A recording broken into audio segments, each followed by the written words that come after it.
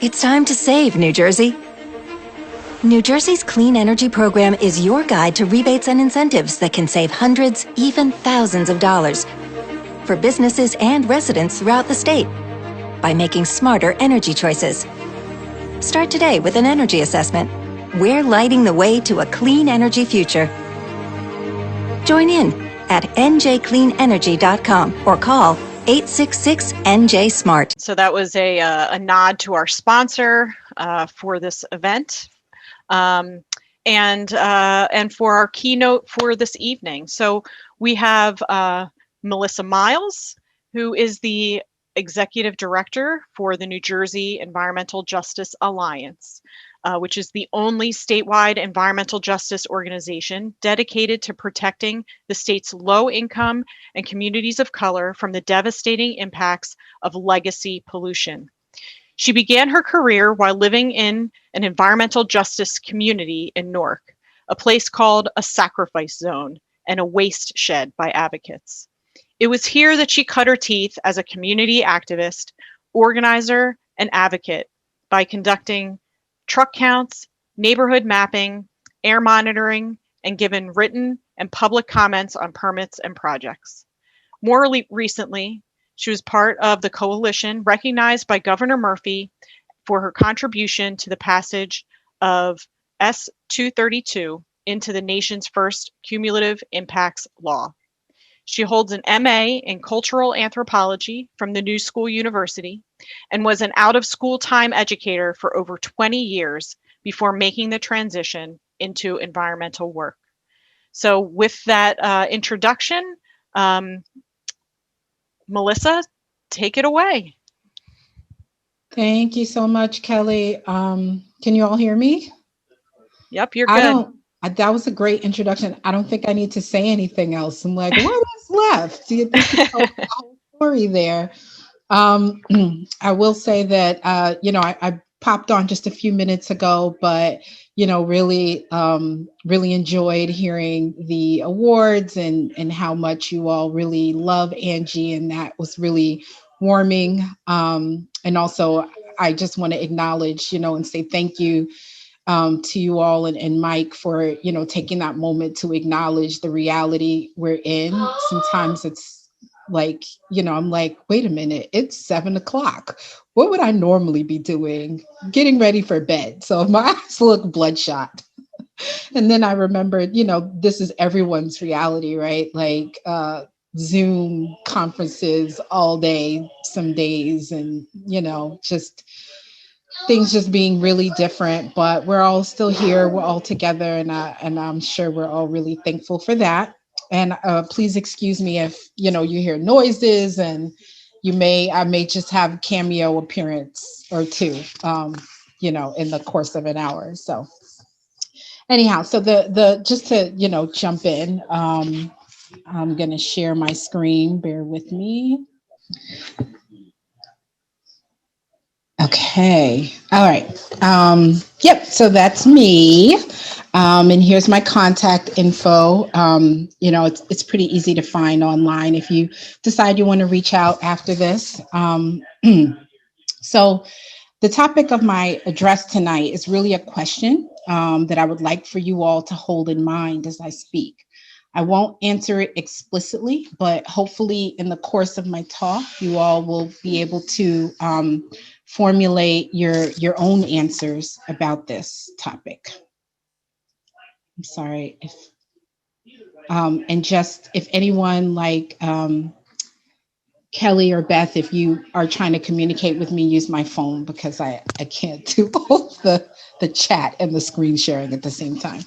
Okay, so that question that I want you all to hold is, what are the attitudes and actions that we all must adopt, especially those in positions of privilege, to protect those that are most vulnerable to environmental pollution and climate change?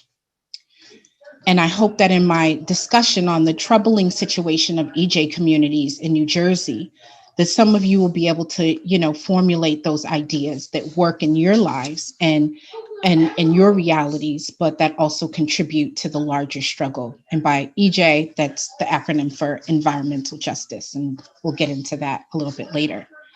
And I'd like to start by sharing a little bit of my own story. In this work, I've learned that, my story is important, is one of the first places that I learned that my story is important. So I always try to tell some of it.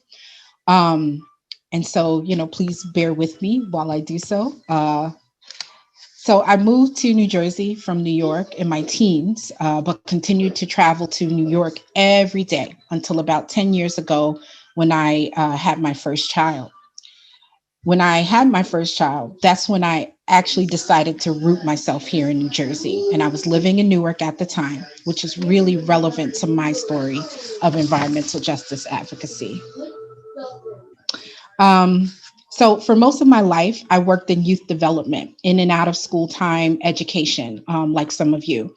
And I started as a tutor when I was in junior high and high school, and went on to work as a counselor, a mentor, and an advisor. My last job in the field was as a high school programs coordinator for an amazing college prep program in Harlem. As part of that program, I accompanied youth of color on tours to colleges all over the country and on service learning trips all over the world. It was at this time that I really began to see the power of education, especially for low income and youth of color. And most impactful was the hands-on learning that we did on service learning trips. In Northern Ireland, we worked and played alongside young people whose parents experienced the impacts of the devastating proxy war fought on the streets of their communities. In New Orleans, we had roundtable discussions with young people who had survived the floods caused by the failed levees during Hurricane Katrina. In the San Joaquin Valley, we met families living on the edge of fields sprayed daily with pesticides. I didn't know then, but these were seminal experiences for me. 4 years into my time with that organization, I had a type of awakening. After seeing so much, it occurred to me that if something was not done to right the injustices of the world, especially around climate and environment, that college could become a moot point for young people in places like Harlem and the Bronx, in the same way that dreams have been washed away from children in the Ninth Ward of New Orleans. This awakening turned into a sort of climate anxiety, which would soon lead me to leave the program in search of something else. I found a new position and worked briefly as a mentor to high school students in a nature conservancy program. It was sort of my transition between education and environment. I would have continued in that line of work, but after that first summer, I had my son, and of course, my attention turned. But having my child is really what spurred me to make Newark my home and not just the place that I slept most nights. As a stay-at-home parent, I began to become more active in my community. I was befriended by local environmental justice organizers who invited me to programs to learn about the environmental hazards in my neighborhood and what I could do about them. During that time, I protested an incinerator, counted drayage trucks on my corner as part of a neighborhood truck count, mapped polluting facilities in my neighborhood using a new Yelp-like platform, monitored air in hotspots as part of an EPA program, and testified at hearings on the cleanup of the Passaic River, the nation's longest Superfund site. And honestly, it was the relationships that kept me active, more so than the issues. Organizers are relationship builders, after all. It wasn't until my son had his first asthma attack, right after his first birthday, that it all hit home for me. It became personal. I knew that the trucks, the cars, the power plant, and the factories in my neighborhood were related to my son's inflamed lungs. He would have asthma attacks more frequently as the years went on. And although we no longer live in Newark, his lungs will never function as they would if he had not been born in an environmental justice community. When I found out that he had asthma, I have to admit I felt hopeless. By the time he was 2, I was pregnant with my second child and worried about the impacts of environmental pollution in our neighborhood. So we decided to move to their father's home country, where we stayed for a year before deciding that the grass was not greener in another hemisphere. Something told me that there was action that I had to take back home. And so we came back. So I was feeling kind of hopeless, right? And, just for consideration, hopelessness, right? Like I'm sure everyone has been in a place where they felt like they were powerless to change a situation. Well, that was me. And I found that there's pretty much, not a place in maybe even the world where a working class woman of color can easily live without being subjected to a variety of hazards, whether they be over policing or environmental. But fortunately, I had strong influences that told me and showed me that there was a way to change my circumstance in the place where I was without having to go somewhere else. One of my heroes, Nobel Peace Prize winner, the late Dr. Wangari Maathai, founder of the Green Belt movement in Kenya, was one of those strong influences. She said and did many things that inspired me, including this. It's very important for us to take action at the local level because when we think of the global problems, we get disempowered. But when we take action at the local level, we get empowered. We know that the little we are doing is making a positive change. If we can multiply that several million times, we can change the world, definitely. I had felt hopeless to change the situation of my students living in heat and climate change impacted urban communities. I'd felt hopeless to change the situation of my own children, who seemed destined to be impacted by the effects of lead, mercury, dioxin, and other toxins. But at some point, we have to take a stand. My mentor, Dr. Daisaku Ikeda, who was also a friend to Dr. Maathai, has made many bold statements about our responsibility to take action in the place where we find ourselves. Dig beneath your feet, there you will find a spring. The place where you are now is crucial. Never try to avoid that which you must do. So I began to take a hard look at my environment. And this is some of what I saw, what I literally saw and photographed. I saw trucks, dirty, black, exhaust spewing tractor trailers outside of my window and on the roads near where I lived and worked and where my children learned and played. I saw recycling facilities. Now, recycling is something that people do to feel good about consumption or to follow the rules of their municipalities, and some just to be good adults, right? I think recycling, carrying bottles, that's part of like basic adult hygiene now. So, we do it most of the time. But, recycling goes somewhere. And so, in my community, I found out where it goes. And daily, I was exposed to particulates and runoff from metal and paper recycling facilities. And the families that, live in these neighborhoods still are. And you can see the truck there. There are literally houses just feet away from there. I saw, more paper recycling, metal recycling, and also port infrastructure creep into residential areas. And I really began to question why all of that was in my neighborhood. And that's what led me to apply for my first EJ position at Ironbound Community Corporation. And it was there that I learned about environmental justice. So, what is environmental justice? You can look it up online as the principles of environmental justice, or the Hermes principles for democratic organizing. But some of the really basic tenets are that people speak for themselves, meaning those that are most impacted by this pollution, are those who speak about it, who teach about it, who hold the solutions, who push the solutions. And that is their meaningful participation. It's not just lip service, that their participation in the processes that, lead to both pollution or to the eradication. It's through their participation. It addresses the root causes of these ills. It's not just an oversight, right? It's not by accident that so much of the state's infrastructure isn't only a few communities, and those communities are largely communities of color.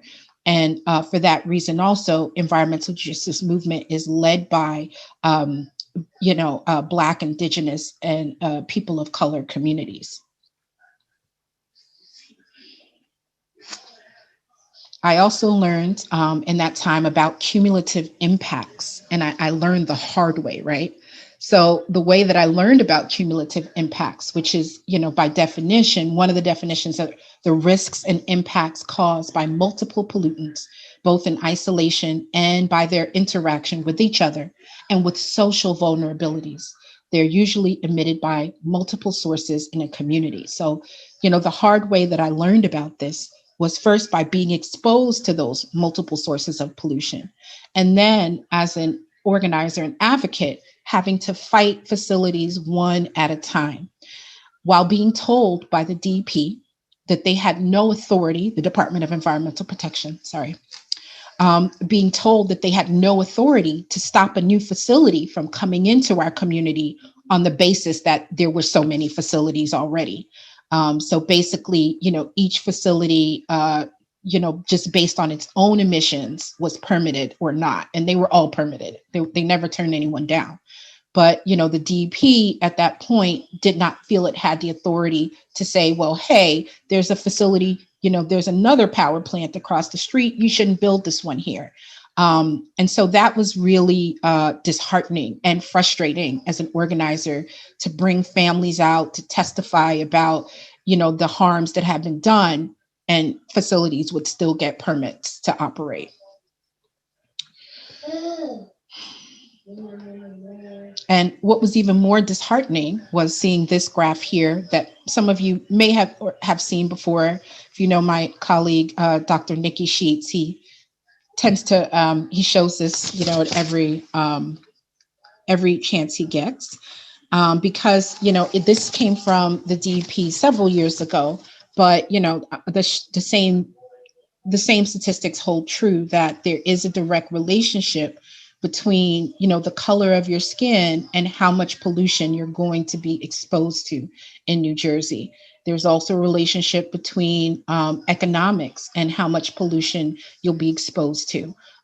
Race is the stronger determinant, but economics is also one. And, we can see it in reality in New Jersey, where the facilities that are most polluted are located.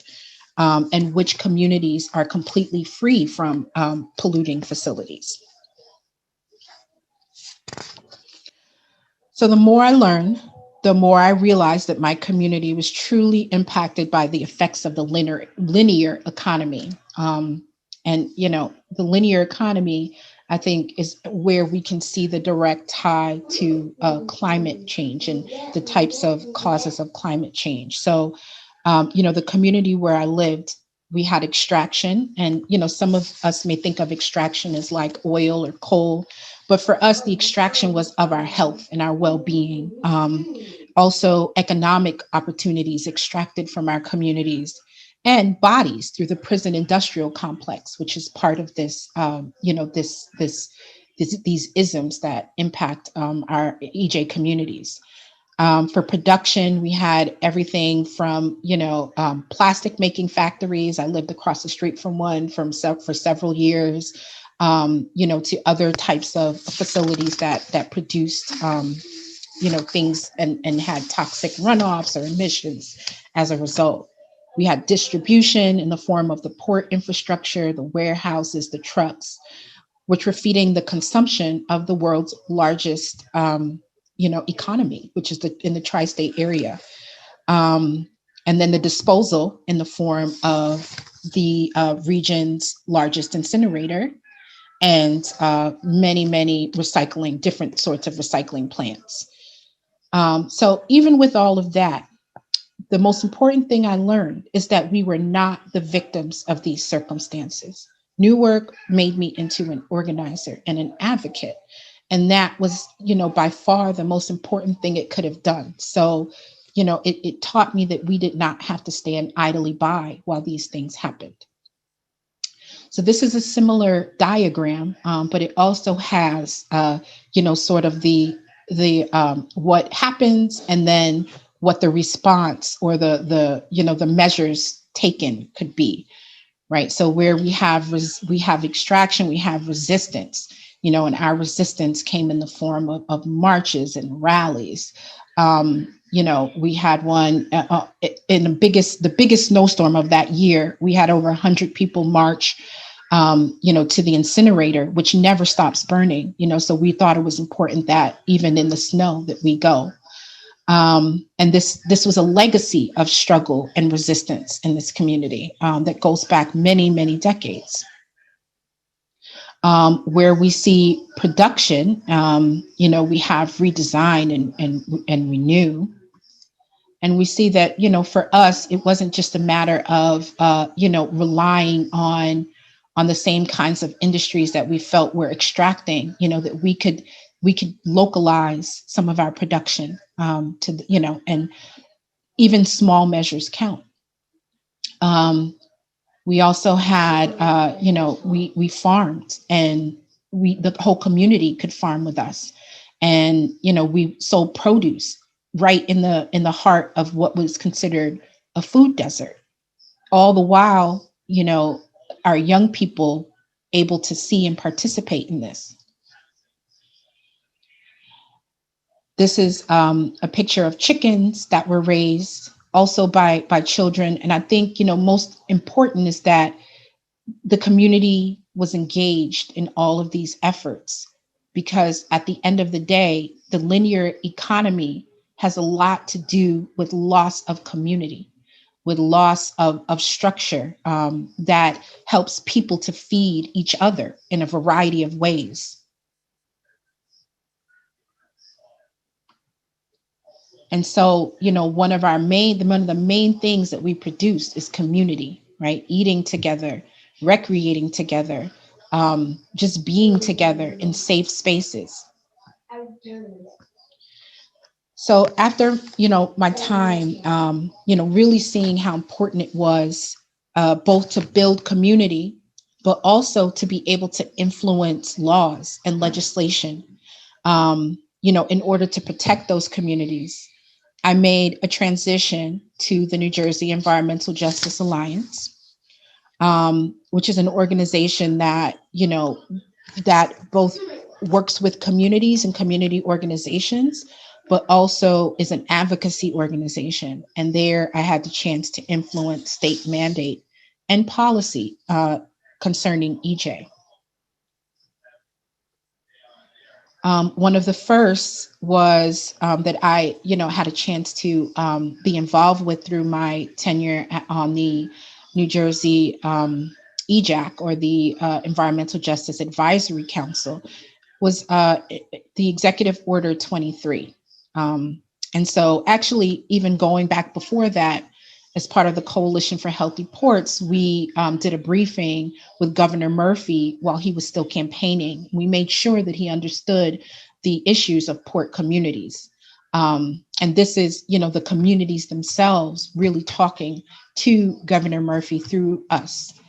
And so, Executive Order 23, despite not being an enforceable law, really gave EJ organizers and advocates some hope that this administration would pay more attention to EJ issues. I mean, anything could be better than the last administration, but we really saw this as sort of like a great starting point. And now, where it is now, Executive Order 23 is all state agencies, are mandated to consider environmental justice whenever they are going to start a new project. And as part of the EJAC, we're working with different state agencies to be able to make sure that that is rolled out in an efficient manner. Another really important piece of legislation in this administration was what Kelly mentioned, the EJ law that was just recently passed. And some of you may want to know more about it. We have had at least a couple of webinars, and we will continue to have webinars on the EJ law. Right now, we're in the rulemaking process. So this is a public rulemaking process. You can go to the DEP's website and sign up for the public forum that will be held on different aspects of the law and how it'll be enforced. But the main thing about the EJ law is that this came through the blood, sweat, and tears of environmental justice advocates and organizers. It was EJ leadership that never dropped the torch, so that when the right moment arrived, really, which was a moment of Black Lives Matter meets COVID deaths being exacerbated in EJ communities, all of the stars aligned for us to be able to get this law passed at this moment. But had we not been ready, had we not kept that torch lit, it may not have happened in this way. And also very important was that the environmental community, the larger environmental community, which is often better resourced, doesn't always have the same focus on low income and communities of color as EJ organizations, took the lead from EJ advocates. They let EJ advocates go out front and be the ones to really negotiate the language and the passage of the bill. And that was super important. And so, EJ takes the lead. That was the rally cry, and that was how we got that done. This is just something I threw in so that you all could just see a visual of the overburdened communities in New Jersey as defined by the EJ law, which are communities where at least 35% of the households qualify as low income, 40% of the residents, or 40% of the residents identify as minority or as members of a state recognized tribal community, or 40% of the households have limited English proficiency. So we really fought to have a law that was as inclusive as possible of impacted communities.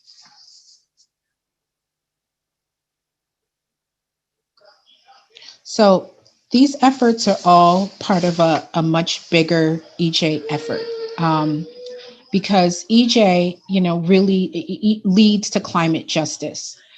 In the EJ movement, we really believe that it's only by focusing on those that are most impacted that we can arrive at the most just solutions, right? So there are many solutions to climate change, to the warming of the planet, that we find are centered on carbon capture, carbon sequestration, carbon taxes. We find that many of those solutions are not what we would call just, because they don't get to the root cause. Remember, we talked about EJ being about the root cause is inequity that's baked into the system. And so it's part of our EJ CJ movement.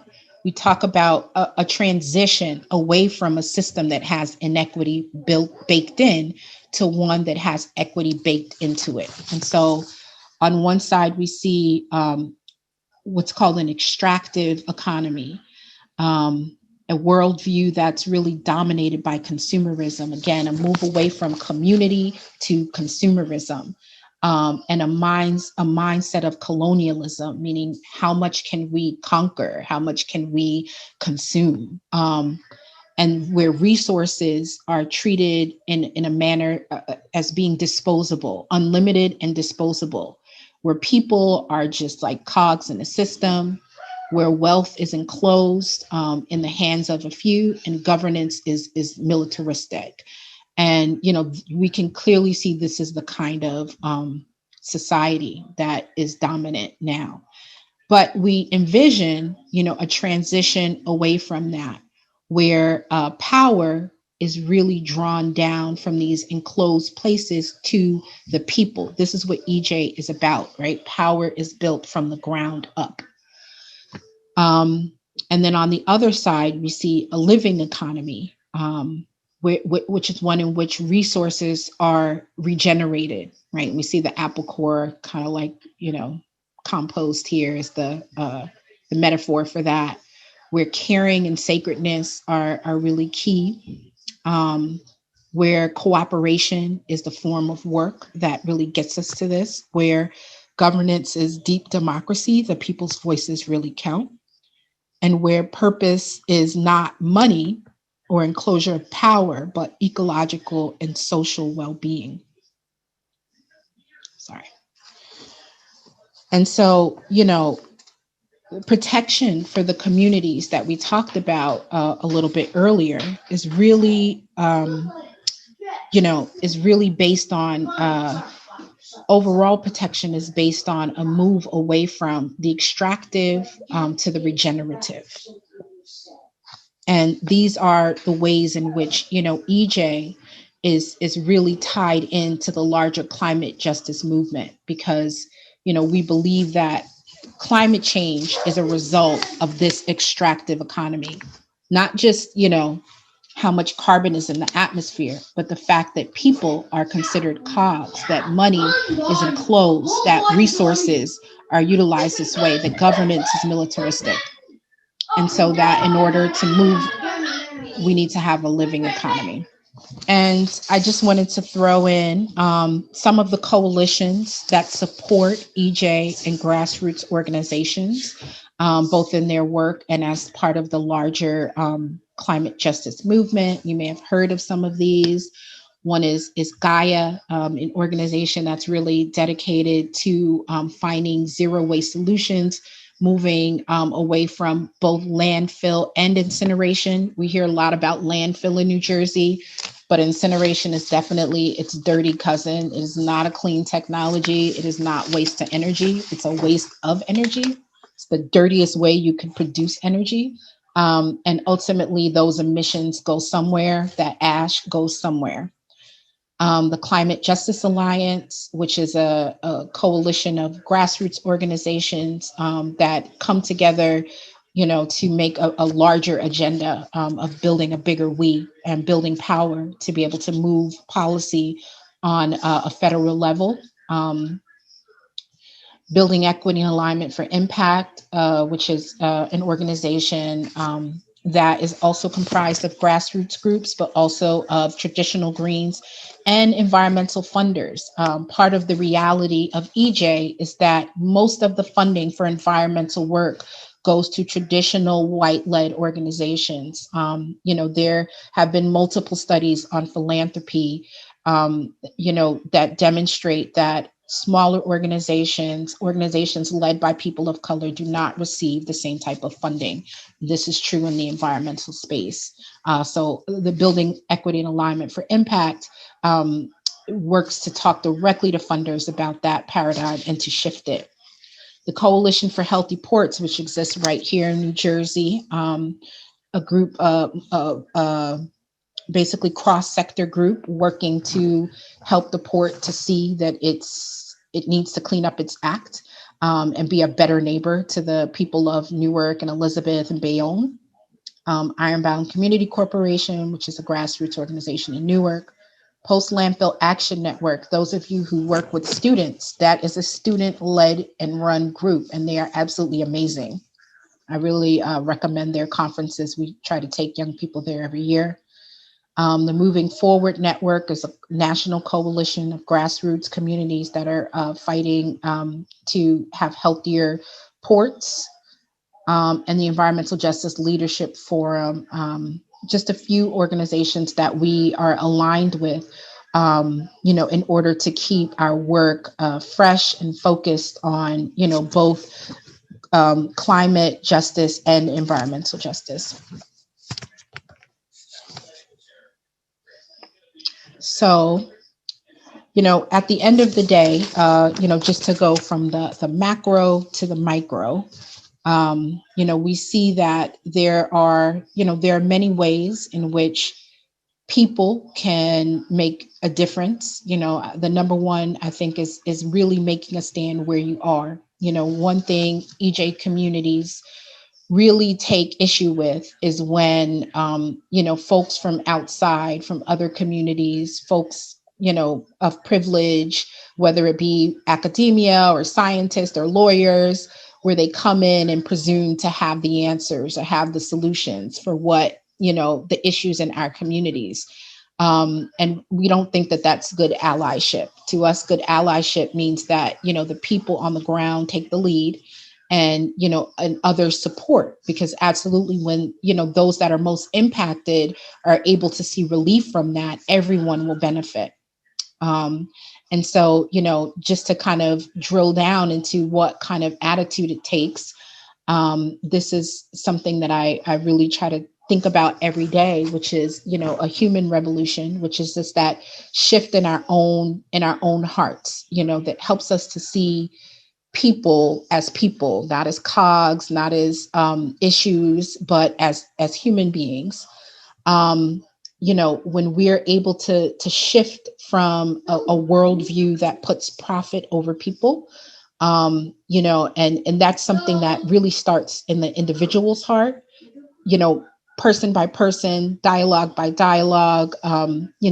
This is a gathering of people who, can all see a shift like this, will really be able to come up with the solutions that will be able to change this current reality. And I really believe that starts, with the types of dialogues that we can have here today. And so with that, I will end my talk. I think maybe we could have some questions or some dialogue, if that's okay. Yes, absolutely. So if you all switch back to gallery view and so we can all see each other again, I really just want to thank you, Melissa, for your keynote. What a way to open up our conference. I appreciate your family sharing their space with us as well. I know it's with children, it's difficult to find a quiet spot. So we appreciate them giving you some time as well. And I think what we will do, because we do have a large audience, and I don't want people talking over each other. So I know that Mike wants to kick it off with a question, and then if you all have something that you would like to ask or make a comment, we just ask that you put it in the chat, and then Beth and I will be monitoring that, and we'll go ahead and ask Melissa the question. So Mike, you said you had a question? Yeah, first of all, Melissa, thank you so much for being here tonight and sharing your words with us. You are both authentic and essential in the work that you're doing. And, we could not be more grateful to have you in the state of New Jersey, working side by side with us. So thank you. And I have a feeling that Dr. Wangari Maathai is probably a lot of people's heroes that are on this Zoom call tonight, myself included. And the idea of a global problem getting solved at the local level is so essential. One of the things you said is the main thing that we build is community. It helps change habits, opportunities, infrastructure, laws. Community changes the future. So with Newark being so essential to New Jersey's economy, we know the issues that come with that. I'm curious, what do you see as the future for Newark's residential communities in regards to the relationship with the environmental justice issues? I think that's a really interesting question, because in Newark, particularly, the work that's done there is also done with issues of housing in mind. So Ironbound Community Corporation, they do a lot of housing justice work. They were critical, to securing homes for people during this pandemic, just on the local level, helping folks not to get kicked out, on the state level, really helping our legislators to see how important it was that they passed strong bills to keep people from being evicted, to protect people from, losing their homes, their light, their heat, their electricity. And I think that those issues of housing are really tied up with EJ in Newark. We found that, the community really wanted access to the waterfront. That was a struggle that lasted decades, right? And finally, through, just again, blood, sweat, and tears, the community that never put the torch down for that. The waterfront, the Riverfront Park was built, both with money from, the county and the city. There's a county side, there's a city side with grant money. And what we found was that immediately some of those hard-earned victories in the area of zoning were lost. So the city began to change the zoning for the areas around the park to allow for the high rises that people had fought for so long. People fought for so long to keep the community, as a community. And as soon as the park came in, everything changed. And now the park's being built up. The city realized this is a great idea, and the developers realized this is a great idea. So basically, that park attracted the kind of development that on the other side we had been fighting. So there are these strange dynamics between housing and population and EJ. And we also know that as a population changes and becomes more affluent, it'll actually be more likely that some of those facilities, the older, dirtier ones, will be forced to close. But we also want the people who were there in the beginnings of these struggles and who've struggled for so long to be able to benefit from the closing of facilities. But we know as the neighborhood gets better, it'll become more easily gentrified and more easily developed. So, it's a conundrum that I don't think there's an easy answer to, but it just means that we always have to keep all of that in mind. And, as far as the city is concerned, no city really wants to think of themselves as an EJ city. And that's an issue, right? Because sometimes there are issues that need to be addressed, but, poorer cities want to attract development. And, advocates sometimes are pushing up against that because they want to be able to keep people in place and keep people in home. So, they're really tough issues, Mike, and I don't know that I have a really good answer for that, but those are the dynamics at play. Thank you, Melissa, for that. And environmental justice and gentrification are always kind of at heads with each other, I feel like. Although if you have not been to Newark's Waterfront Park, go, it's beautiful. A question from Grace Ann Taylor, and I will read it first, and then Grace Ann, if you need to clarify and unmute, you can go ahead and do that. She asks, how can we support your EJ efforts from watersheds farther away? How can we reveal the EJ issues in our own communities? It feels as though locally in Ocean County, they go completely unnoticed. So Grace Ann, if you want to clarify, you can unmute. Otherwise, Melissa, just chime in. No, I think that's pretty much it. But it's twofold. Obviously, I want to support the efforts in Newark because, the EJ issues there feel much more severe than down the shore, obviously. And then, I know there's EJ issues under the surface here, and I don't think they're being addressed at all. And it's concerning. We have one community, Lakewood in particular, with extreme overdevelopment and a lot of low income and underserved communities. And I don't know, I just haven't figured out how to break the, crack into that problem.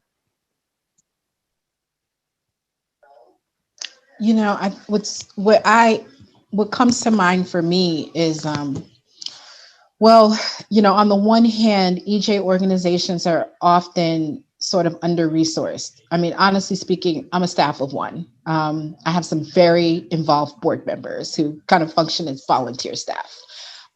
So it's hard for us to lend capacity, to some really worthwhile fights, some really worthwhile struggles. But there always are ways, where we can lend capacity to other struggles. So it's funny you ask, how can you support, communities like Newark? I would say communities like Newark are well supported.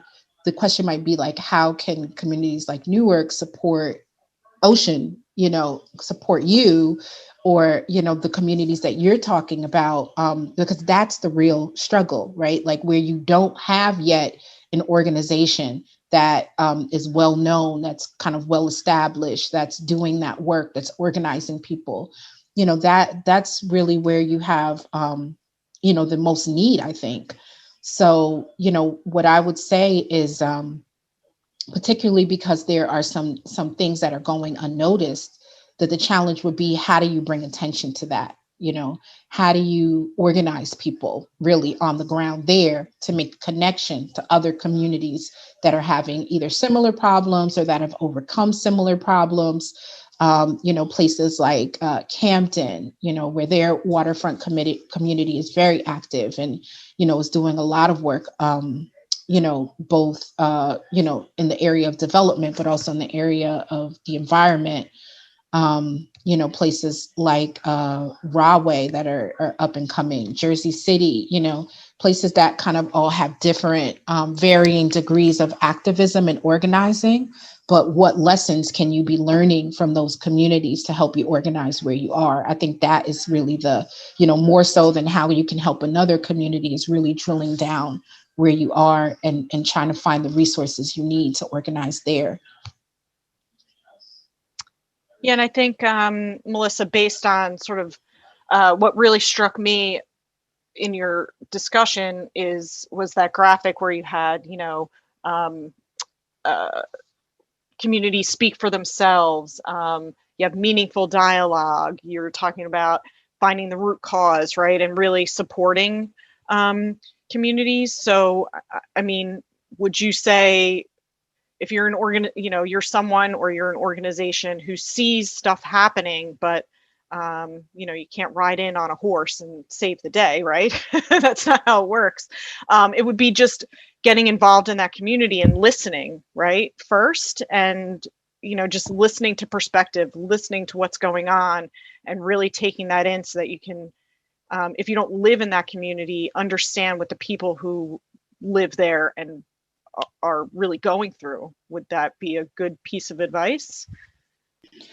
Yeah, I think it's important to understand, that map I showed, there are overburdened communities all over New Jersey. Some of the wealthiest towns have pockets, because that map, our definition goes to the block level of the census, right? So even some of the wealthiest towns may have pockets where, if there's anything, it's there.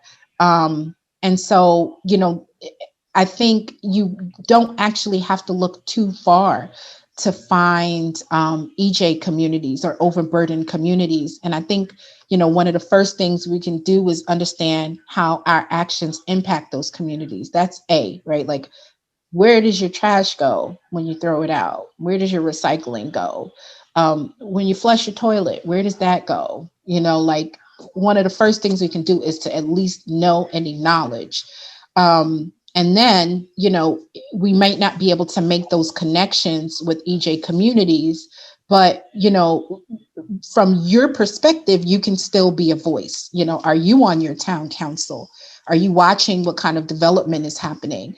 Are you able to speak out when something's happening that's not just, that's not fair, that is going to negatively impact those folks who are already impacted? You don't have to speak for them. You can speak for yourself and say, from where I sit, this doesn't look right. We're taking advantage of a community that's not present here right now. And I think that, that's definitely possible to do. Excellent. Thank you. A couple more questions. Philip Falcone, I'll read yours, and then if you want to, again, if you need to clarify, feel free to unmute. He asks, in Newark, how helpful are institutions like the universities and the hospital as resources to promote EJ? And then what are the opportunities and limits for partnering and collaborating? I think that's an interesting question. Rutgers University has a center called EOSHI. It's something about occupational and health. I'd never remember that acronym. Some of you may know what I'm talking about. And Newark itself, Rutgers, has a center that is involved with EJ. Honestly, Rutgers and other local universities haven't made a very concerted effort, to partner with Ironbound or other EJ entities beyond, specific efforts. So, for example, there are professors that will take an EJ tour. They'll send their kids on an EJ tour every year, or every semester, and they kind of fight with the administration for a few dollars to do that. We get invited to speak at NJIT and at Rutgers, and but we know, unfortunately, universities don't have the best relationships often with the communities that they are in, particularly if they're low income communities. The university can actually end up being a source of extraction rather than giving back to the community. I don't know that that's always the case with Rutgers. Rutgers has different initiatives that do feed into the community in different ways.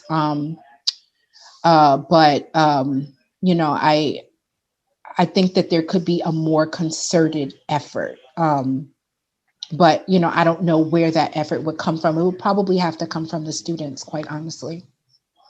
Thank you. And the opportunities and limits for partnering and collaborating in what sense. And the hospital, I can't say anything about the hospital. I wish we had more collaboration with hospitals so we could understand the health impacts of living in communities like the Ironbound.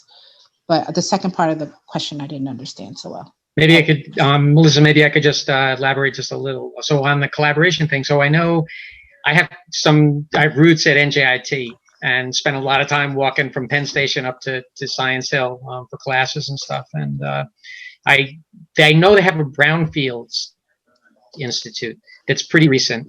And so I think, as you described, they kind of have focused, very focused interests, and they have their own agenda and stuff. So I can see the challenge of a more broad collaboration. Mm-hmm. Right. All right. Thank you very much. We have another question from Sarah O'Leary. Melissa, I'm interested in your background in youth development. Can you comment on the balance of inviting young people to love and take pleasure in nature with encouraging justice-seeking youth to grapple with environmental threat? That's a really interesting question. And I really battled with in the beginning of my time as an organizer.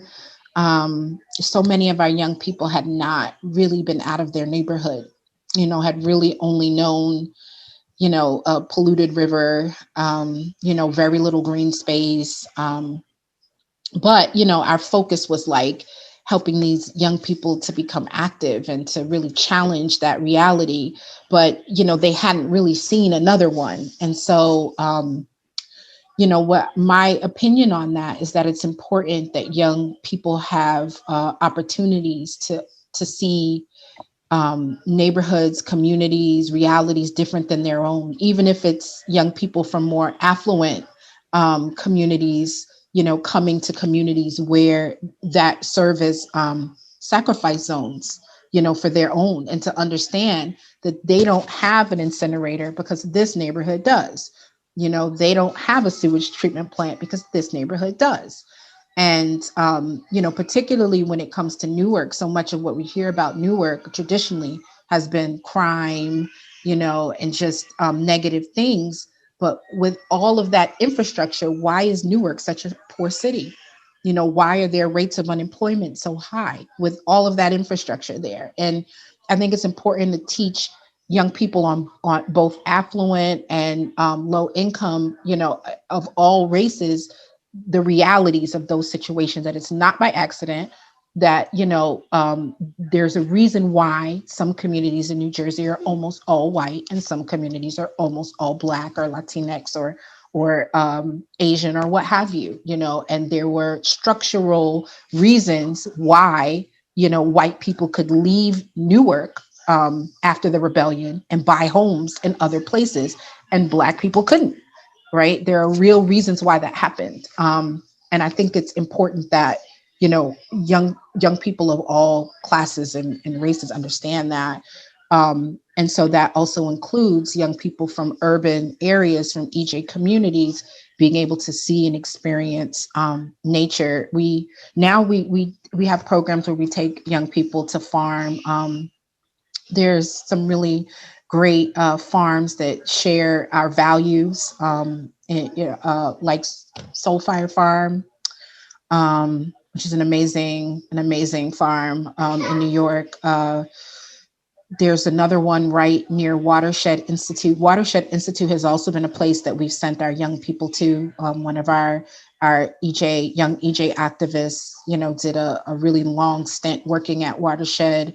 I think it's really important that they have those opportunities so that they can see what they're fighting for their home, but they're also fighting for the right to enjoy, an environment that's both free from pollution and has enough green space and, healthy living to sustain them and their families.